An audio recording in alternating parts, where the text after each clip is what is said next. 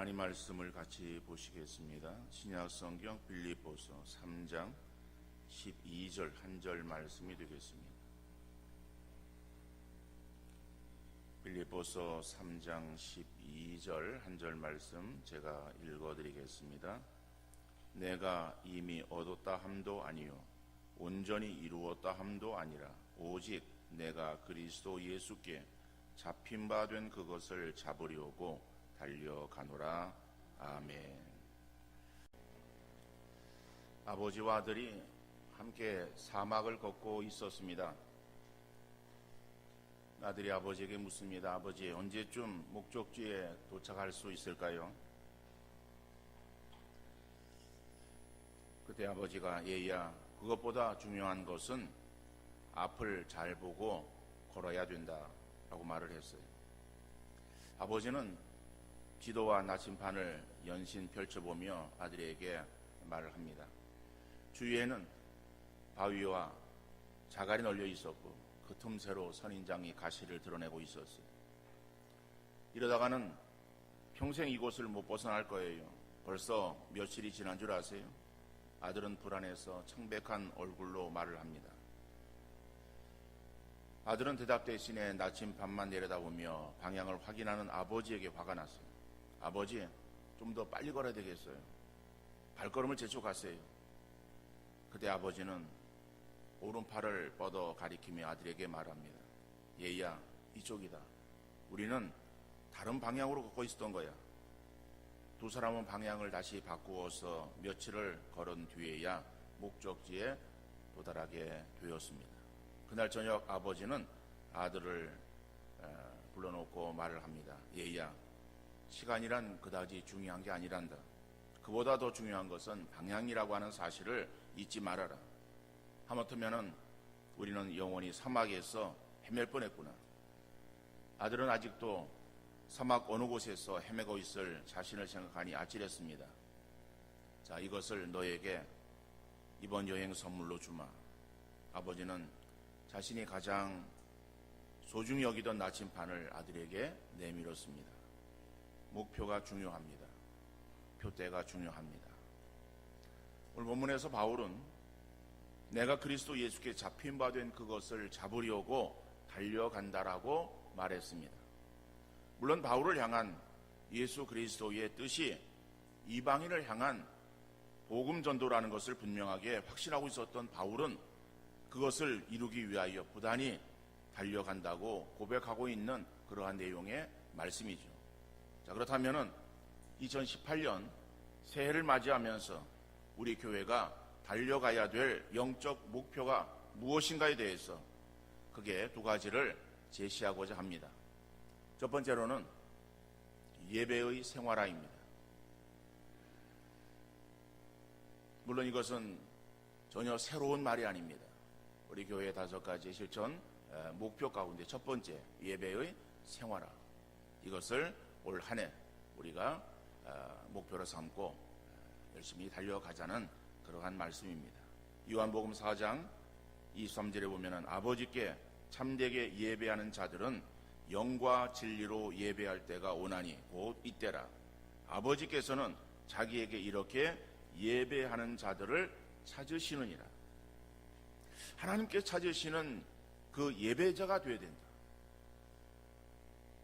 그렇죠? 하나님은 이렇게 예배하는 자들을 찾으신다. 그러니까 하나님이 찾으시는 예배자. 그러면은 하나님이 찾으시는 예배자가 되기 위해서 필요한 것이 무엇인가? 오늘 본문의 말씀 요한복음 4장 23절의 말씀을 보니까는 지금이 예배할 때이다라고 하는 거예요. 예수님께서 예배할 때가 오나니 곧 이때라. 때를 말씀하세요. 바로 그것은 지금까지 유대인이나 사마리아인이나 그들의 드려졌던 예배가 잘못되었음을 지적하고 있는 말씀입니다. 사실 유대인들이 드렸던 예배는 예수님으로 인해서 시행되어야 될 그러한 예배의 하나의 모형이요 그림자이었습니다. 다시 말하면 구약이에요. 예배. 근데 구약의 예배는 제사를 통한 예배라고 말할 수 있어요. 그래서 구약의 제사, 그것을 구약의 예배라고 말할 수 있는데, 그것은 오실 예수님, 그래서 예수님께서는 오신 그 예수님에게 있어서 실체가 드러나는 것이고, 그러면은 구약에서 행했던 그러한 것들은 하나의 모형이요 그림자라고 우리가 볼 수 있습니다. 그런데 오늘 예수님께서는 바로 그 유대인들이 드리고 있는 그 예배에 대해서 말씀하시고 있는데, 그 예배를 어떻게 평가하시고 있는가? 바로 그것을 온전한 예배가 아니다라고 그렇게 말씀하고 있는 거예요. 여러분, 구약의 그 제사를 보면은 사람이 범죄한 이후에 하나님께서 제사 제도를 시행하셨어요. 그러니까 제사 제도는 사람이 만든 것이 아닙니다. 하나님께서 범죄한 인간을 긍휼히 여기사 그들의 생명을 보존하기 위해서 행해 주신 거예요. 그러니까 처음에 그러한 제사라고 하는 것을 볼 때에, 물론 그것은 율법에서 말하고 있는 그러한 어떠한 제사는 아닙니다만은 아담의 모습에서 드러날 수 있습니다. 여러분, 범죄한 아담과 하와, 하나님께서 그들에게 가죽옷을 지어 입히셨다라고 말씀하는 거예요. 그 가죽옷을 지어 입힐 때에 그 소재가 무엇입니까? 동물의 가죽이에요. 동물의 가죽을 그들의 몸에 부끄러운 곳을 가리려고 한다면은 동물이 죽어져야 되는 것이죠. 그래서 그 동물의 죽음이 범죄한 인간으로 인해서 행해지게 되었고, 그리고 가인과 아벨이 하나님께 제사를 드립니다. 자, 그러한 그 제사가 결국 율법의 하나의 명문화 되어지고 있는 것을 우리가 보게 되어지죠. 그래서 성막을 중심해서 제사가 이루어졌던 것입니다. 그러한 그 제사가 솔로몬 때에 성전으로 완성이 되어지고 성전에서 제사가 시행이 되었던 거예요. 그런데 그 제사가 시간이 계속 지남에 따라서 어떠한 형태로 바뀌게 되었는가 하면은 그 제사를 하나님께서 기뻐 받으시는 것이 아니라 그 제사는 범죄한 인간에게 있어서 하나님께서 특별히 긍휼로 허락하신 것인데, 그런데 그러한 제사를 이제는 하나님께서 역겹다라고 말씀하죠. 너희가 드리는 그 제사 내가 이제는 역겨워서 내가 받지 못하겠다라고 그렇게 말씀하시고 계십니다. 그러한 것들이 선지서에 계속 나오고 있는데, 미가서 6장 6절로 8절 말씀을 보니까는 내가 무엇을 가지고 여호와 앞에 나아가며 높으신 하나님께 경배할까? 내가 번제물로 1년 된 송아지를 가지고 그 앞에 나아갈까? 여호와께서 천천의 순양이나 만만의 강물 같은 기름을 기뻐하실까? 내 허물을 위하여 내 맏아들을 내 영혼의 죄로 말미암아 내 몸의 열매를 드릴까? 사람아, 주께서 선한 것이 무엇임을 네게 보이셨나니 여호와께서 네게 구하시는 것은 오직 정의를 행하며 인자를 사랑하며 겸손하게 내 하나님과 함께 행하는 것이 아니냐라고 말씀하고 있어요. 다시 말하면은 그 이스라엘 백성들에게 있어서 하나님께 나갈 때에 내가 1년 된 송아지를 가지고 나가면 하나님께서 기뻐하실까 말씀하는 거예요. 여러분, 1년 된 송아지는 제물 중에서 아주 가치 있는 것입니다. 귀한 것입니다. 물론 그들은 어떠한 특정한 그리고 한정되어진 그러한 제물로 제사를 드렸던 것이 아니라 자기 형편에 따라서 제사를 드렸던 거예요. 제물로 사용해서. 그래서 일반적인 사람들은 양을 드려요. 더 가난한 사람들은 비둘기로 드렸고, 그리고 그보다 좀 나은 사람들은 염소를 드렸고, 그보다 부한 사람들은 송아지로 드리고, 그 송아지인데 1년 된 송아지, 이것은 굉장히 아주 제물로서 귀하고 가치 있는 것이다. 그러니까는 그 1년 된 송아지를 가지고 내가 나가서 하나님께 제사를 드리면은 하나님께서 그 재물을 보시고 기뻐하실까?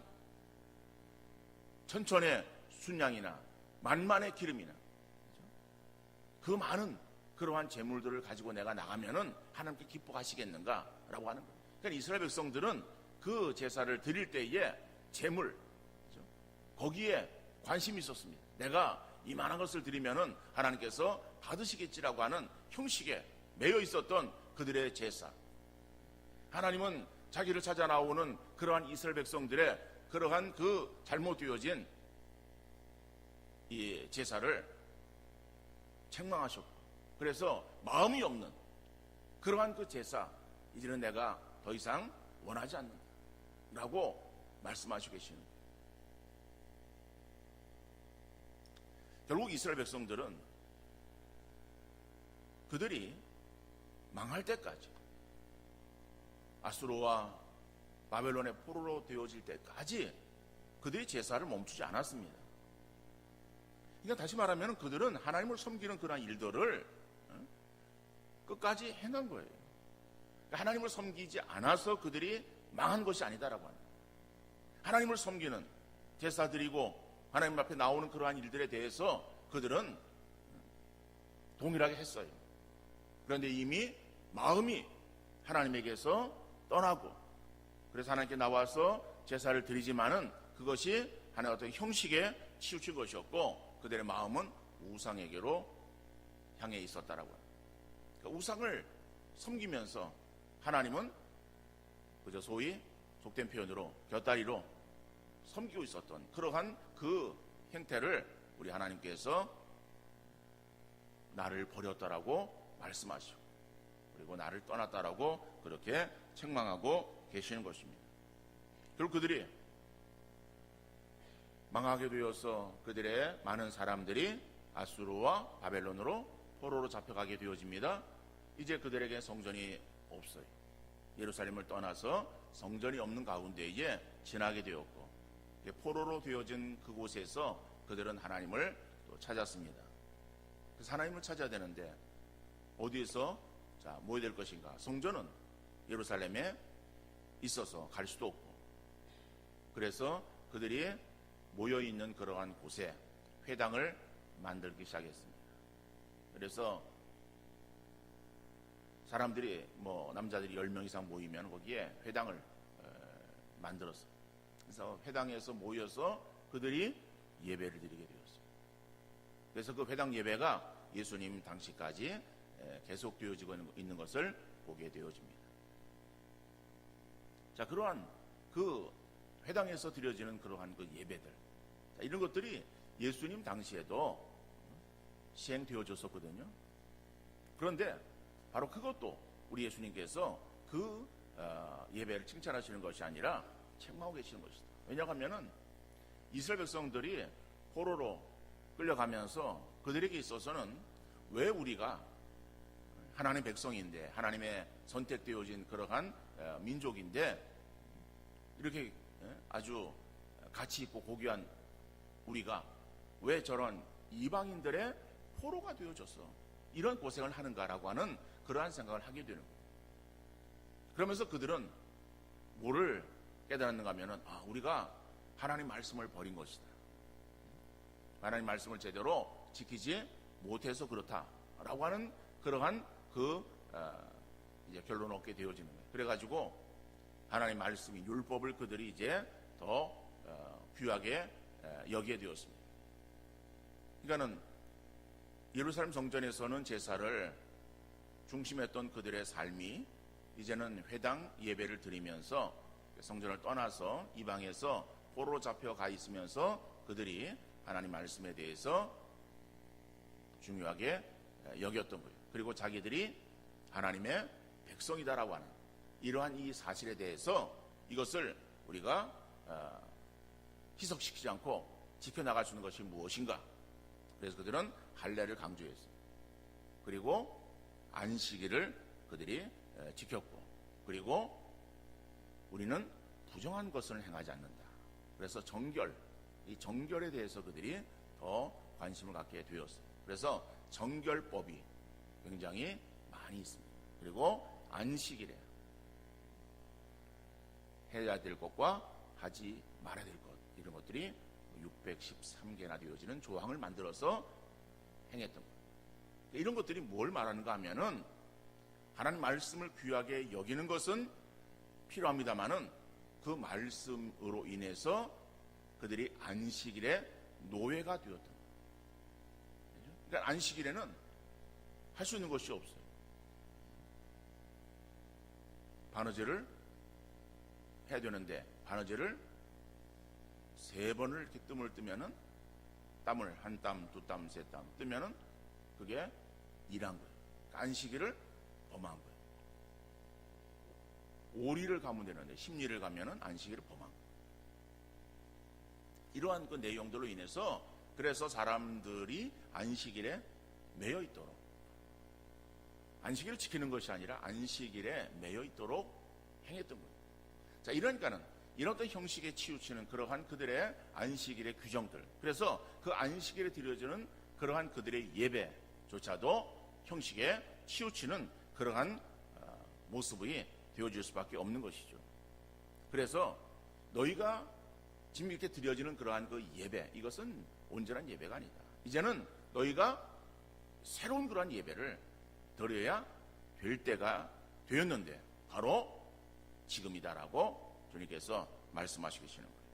자, 그러면은 하나님 받으시는 그러한 참된 예배는 어떻게 드려야 되는가? 영과 진리로 예배 드려야 된다라고 말씀하고 있죠. 하나님께 아버지께 참되게 예배하는 자들은 영과 진리로 예배할 때가 오나니 곧 이때라. 그러니까 지금의 예배는 어떠한 예배가 드려야 되느냐? 지금까지는 너희들의 형식에 치우친 잘못되어진 너희들 마음대로 예배였었지만은 이제부터는 영과 진리로 예배를 드려야 될 것이고, 그렇게 예배를 드리는 그러한 자들을 하나님께서 찾으신다라고 말씀하고 있는 거예요. 자, 여기서 영으로 예배 드린다라고 하는 것은 우리 일반적으로 성경에 영이라고 하는 말이 나오면은 이거는 성령을 가리키는 말인가 보다 생각할 수 있는데, 오늘 본문에서는 요한복음 4장 23절에서는 여기에서 영이 성령을 가리키는 것은 아닙니다. 이거는 우리의 영혼을 말하는 거죠. 뭐 성경에는 영 그러면은 바울은 그 우리의 온 마음을 다 표현하기 위해서 영과 혼과 그다음에 육신 이렇게 해서 그것을 말하고 있는데, 그래서 우리는 그것을 영과 혼으로 구분하는 것이 아니라 영혼과 육체로 우리는 이분적인 그러한 존재로 우리를 보고 있는 것입니다. 다른 교단에서는 3분으로 보기도 해요. 영과 혼과 육체. 근데 우리는 이거는 헬라에서 온 그러한 그 사상입니다. 성경적인 사상은 영혼과 육체 이분법으로 보고 있는 거예요. 어떻든 간에 그래서 이것은 우리의 영혼, 그렇죠? 영혼을 말하는 거예요. 영혼으로. 영혼을 우리가 쉽게 표현하는데 우리 마음으로, 그렇죠? 마음으로 예배를 드리는 바로 그러한 그 예배가 영으로 드리는 예배라고 하는 의미의 말씀이에요.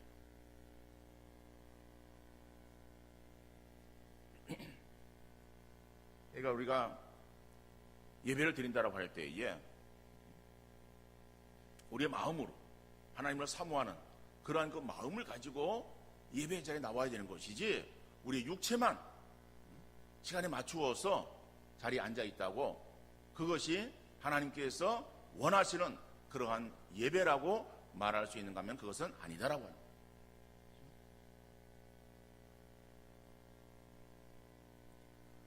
더 나아가서 진리로 예배해야 된다라고 하는 것은 하나님의 말씀대로 예배해야 되는 것을 의미하고 있는 거예요. 그렇죠? 하나님 말씀은 진리죠. 그 진리로 예배를 드린다라고 하는 것은 진리가 뭐냐? 이건 하나님 말씀입니다. 자, 다시 말하면은 사마리아인들이 예배를 드리던 곳이 있었습니다. 오늘 이 요한복음 4장의 말씀은 오늘 지금 제가 읽은 본문은 빌립보서죠. 그 빌립보 그 교회를 향해서 바울이 주는 그러한 그 말인데, 그래서 달려간다라고 하는 그 제가 주제를 선정을 하고, 내용은 지금 첫 번째 소재의 내용으로 요한복음 4장을 보고 있는 거예요. 요한복음 4장 23절의 말씀은 지금 사마리아 여인과의 대화예요. 그러니까 사마리아 여인을 부르기 위해서 사마리아 지방으로 들어가시고 한 여인을 만나셔서 그 여인과 지금 대화하는 가운데 예배를 지금 말씀하시고 계시는 것이거든요. 자, 그렇기 때문에 이 사마리아인들이 예배를 드리는 그러한 장소가 있었어요. 그 장소가 어딘가 하면은 그것은 그리심산이었어요. 오늘 4장을 읽어보면은 나옵니다. 우리는 예배하는 곳이 있다라고 그렇게 이야기를 하죠. 그래서 사마리아인들이 그리심산에서 예배를 드렸어요. 성전이 어디에 있는가 하면은 유대 성전은 예루살렘에 있습니다. 예루살렘은 유대 땅에 있어요. 그러니까는 뭐 우리가 지형에 대해서 잘 모르면은 이게 좀 그럴 텐데, 이스라엘 땅은 크지 않습니다만은 그러나 갈릴리 호수가 위쪽에 있고 그 중심에서 갈릴리 지역으로 이야기를 하고 가운데 사마리아 지역이 있고 그 아래에 유대 지역이 있어요. 그 유대 지역에 거기 사해 바다가 있는 그쪽인데 그 사해 이제 바다에 있는 그 옆쪽에 예루살렘과 베들레헴이 있습니다. 그러니까 그 베들레헴과 예루살렘은 유대 땅에 있는 거예요. 그런데 이스라엘이 북이스라엘과 남유다로 나뉘어질 때에, 그럴 때에 이 이스라엘은 갈릴리 지역과 사마리아 지역을 차지해서 거기에 10지파가 들어 있습니다. 거기를 차지하게 되었고, 그 다음에 유대 땅에 거기에는 2지파가 들어 있었어요. 그래서 거기에 남유다 왕국이 건설되어지는데, 비록 땅도 적고 그리고 사람도 적지만은 거기에 예루살렘이 있었어요. 예루살렘에 성전이 있었던 곳입니다. 그래서 유다 사람들은 그 예루살렘에서 제사를 드렸어요. 그런데 그 위에 있었던 10지파, 북이스라엘에 속해 있었던 그러한 사람들은 예배, 제사 드릴 성전이 없어요. 그러니까는 예배를 드리기 위해서, 제사를 드리기 위해서 그들이 밑으로 내려오는 거예요. 예루살렘으로 내려오는 거예요. 그러니까 사람들이 북이스라엘, 거기에 이제 그래서 나라가 나뉘었는데, 나뉘어진 위쪽에서 자꾸 아래로 예배를 드리러 내려오니까는, 그래서 그리심산이다. 그리심산은 축복을 선포한 산이에요. 그래서 그 축복을 선포한 그리심산에다가 성전을 짓습니다. 이것은 북이스라엘 사람들이 유다로 예루살렘으로 내려와서 예배 드리는 것을 막기 위해서, 남하하는 것을 막기 위해서, 그래서 그들이 나름대로 성전을 지어놓은 그 산이 그리심산이고, 그 그리심산에 성전이 있었어요. 그래서 사마리아 사람들이 예배 드리는, 바로 그 제사 드리는 그곳이 어딘가 하면은 바로 그리심산이라고 말합니다.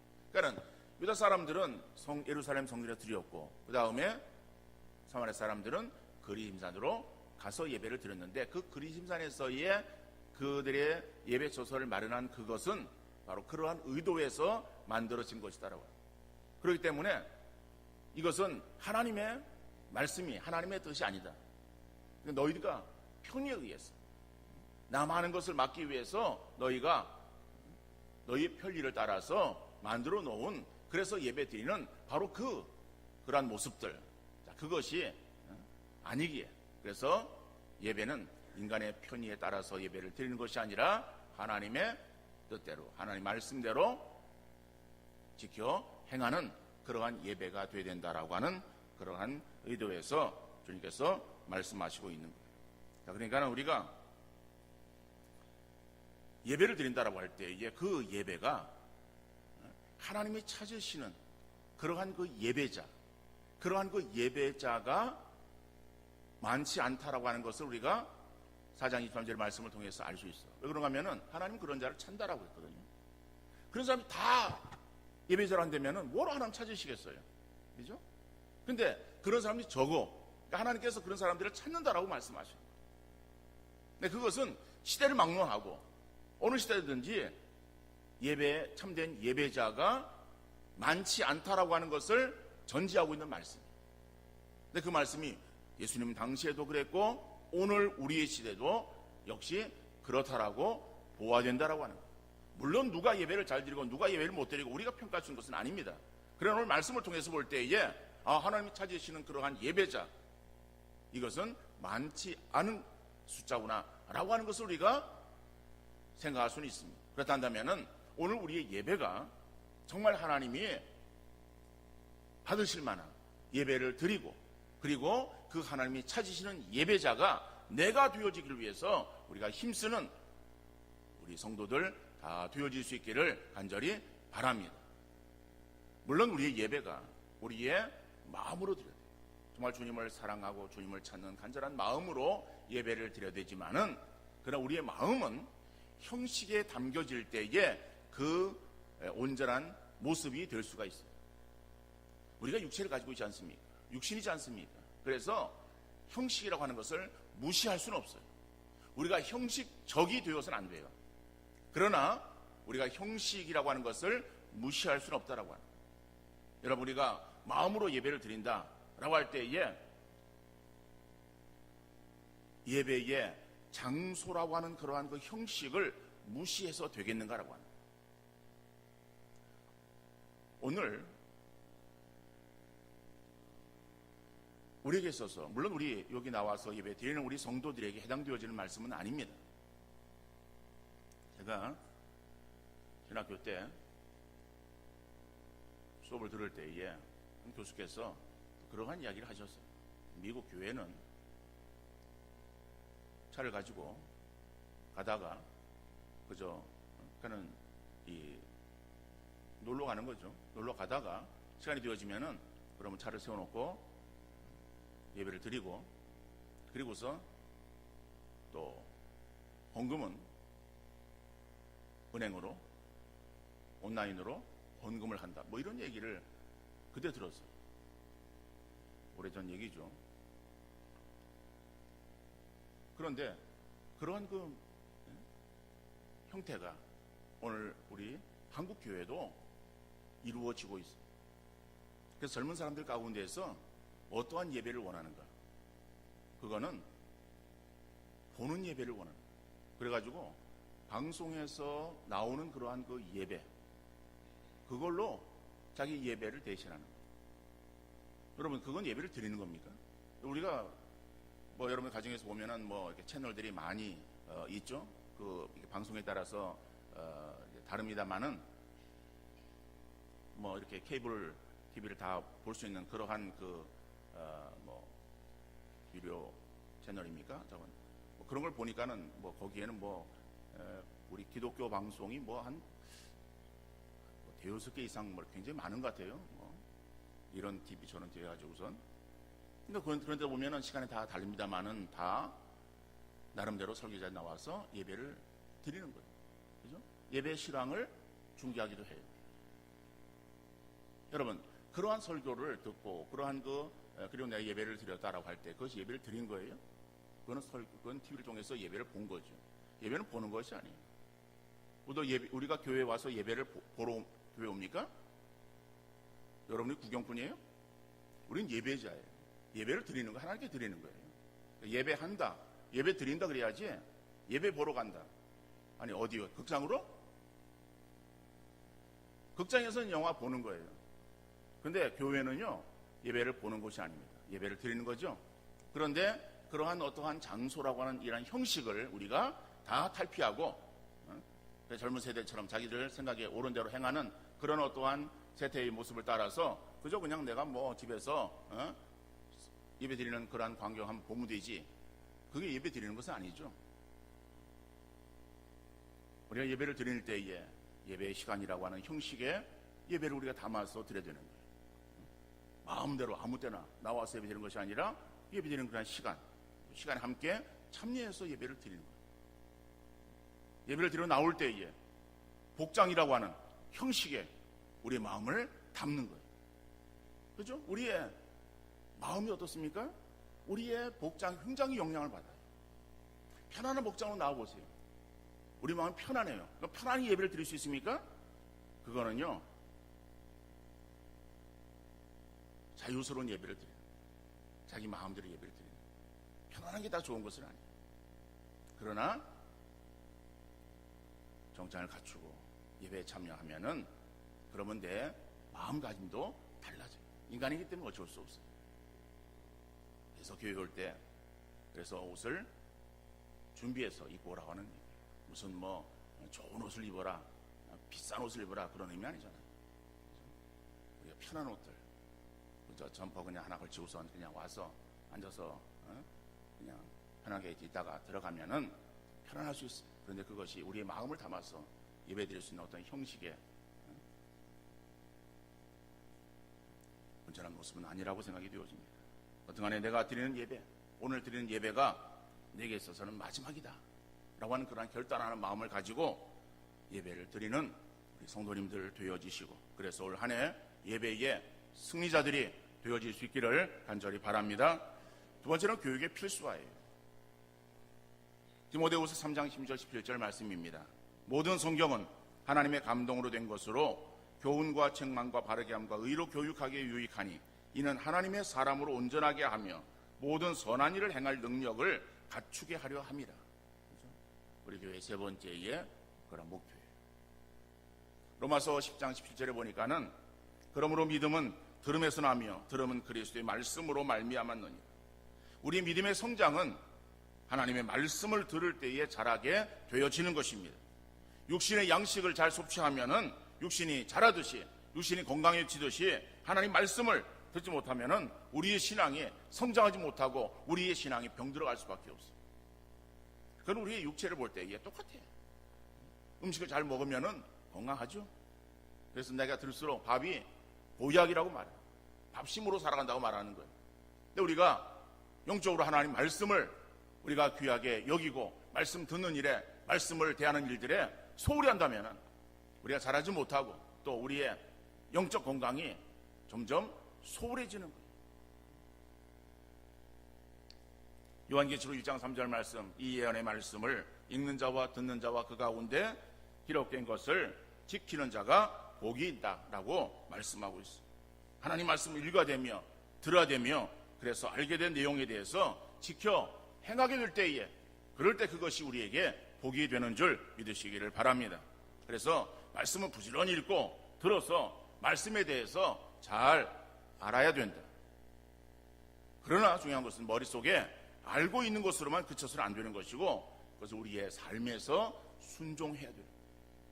말씀을 우리가 열심히 듣고 또 읽는 것은 알기 위해서 그런 것이고, 아는 것을 그쳐지면 아무런 소용없어요. 그것을 우리의 삶의 순종으로 나타나야 되는 것이다.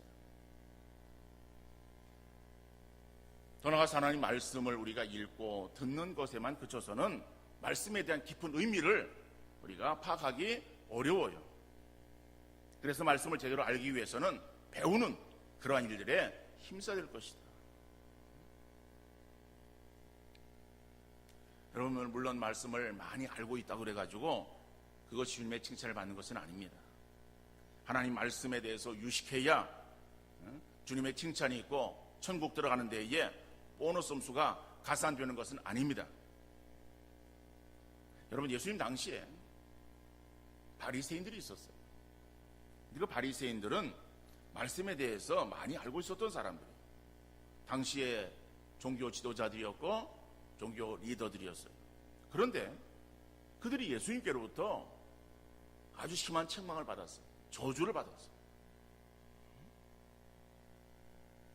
왜 예수님께서 사랑의 주님이신데 바리새파 사람들에 대해서 화했을진저 라고 하는 그러한 아주 이러한 심한 그러한 책망의 말씀을 하셨는가?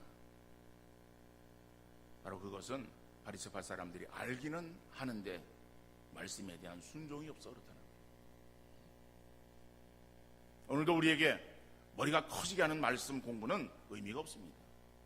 하나님 말씀은 디모데후서 3장 17절 말씀처럼 이는 하나님의 사람으로 온전하게 하며 모든 선한 일을 행할 능력을 갖추게 하려 함이라.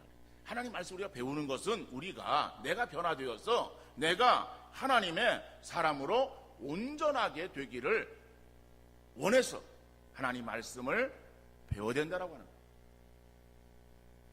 거예요. 배워서 남 주는 것이 아니라 내가 하나님의 온전한 사람이 되어지기 위해서 나 자신을 성장시키고 성숙시키기 위해서 하나님 말씀을 가까이 하고 그리고 배우는 거예요. 또 하나는 뭡니까? 모든 선한 일을 행할 능력을 갖추게 하기 위해. 여러분, 우리의 신앙의 힘은 바로 하나님 말씀을 우리가 많이 알고 그리고 그 말씀에 대해서 우리가 제대로 행하는 그러한 그 사람이 되어질 때에 이것이 능력 있는 사람이라고 말할 수 있는 거예요. 세상적인 지혜나 세상적인 어떠한 경험이나 세상에서의 그런 것들이 우리의 신앙에 있어서 선한 일을 행할 능력을 갖추게 하는 것이 아니라 하나님의 말씀의 힘이다라고 성경이 우리에게 말씀하고 있는 거예요. 그렇기 때문에 하나님 말씀을 지켜 순종해서 온전한 하나님의 사람이 되어짐으로 주님의 칭찬이요 교회의 자랑거리가 되어질 수 있음을 생각하시면서, 그래서 올 한 해 우리가 말씀을 가까이 하시고 또 말씀 배우는 일에 최선을 다하는 우리 성도님들 되어질 수 있기를 간절히 바랍니다. 올 한 해 우리 교회에 언제 또 어떠한 변동이 있을지 정확하게 파악하기는 어렵습니다. 그러나 분명한 것은 우리 교회는 이 지역에 존재하고 또 외형적인 변동은 있고 주변 상황은 변화가 있을지라도 하나님의 교회는 전혀 요동함이 없습니다. 그러므로 주변 상황의 변동으로 우리가 흔들리거나 요동하지 말고 신앙의 본질을 견고하게 붙잡고 나가는 우리 믿음의 성도 되어질 수 있기를 간절히 바랍니다.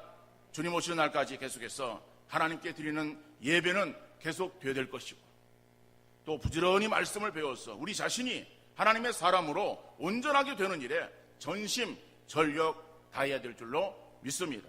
그래서 올 2018년 한 해에 하나님을 예배하는 일과 말씀을 가까이 하는 일에 달려가시는, 이것이 우리의 목표가 되어서 이것을 위해서 달려가시는 우리 모든 성도 다 되어질 수 있기를 주님 이름으로 축원합니다.